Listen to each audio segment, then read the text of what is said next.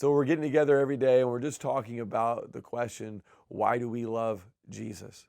And that might be the most important question we can answer during this season. Because it's during the difficult times of life when we're confronted with the most important questions. It's during dark times in life in which Jesus shines the brightest. Why do I love Jesus? Well, one of the reasons I love Jesus is because he satisfies my soul. Jesus says this in John chapter 6, verse 35. He says, I am the bread of life.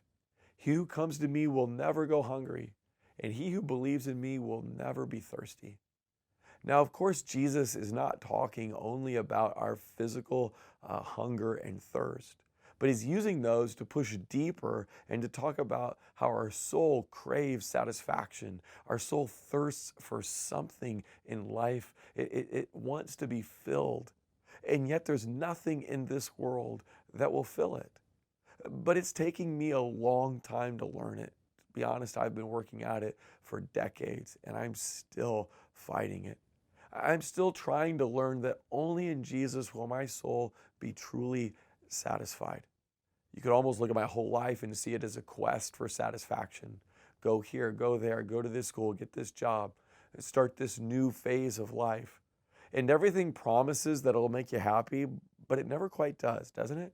I'm not saying that there aren't good things about changing up life. I'm not saying that things in this world don't bring a degree of happiness.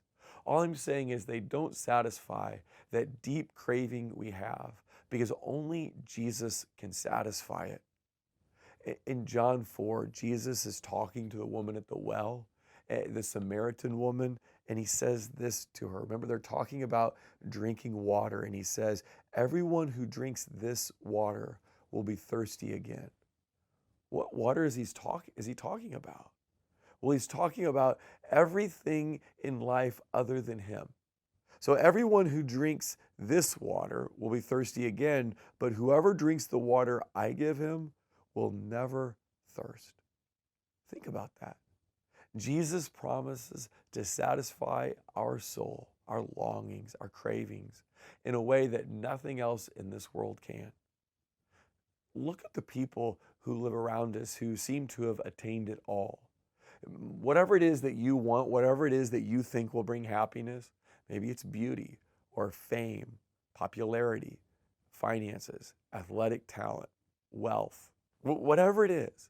If you just pay attention and watch the celebrities and how they live and listen to what they say and watch the athletes who've won the Super Bowls or the World Series or who've accomplished great feats, watch the people that you think have the great family, whatever it is that you crave, what you'll find is that they have the same emptiness that you do.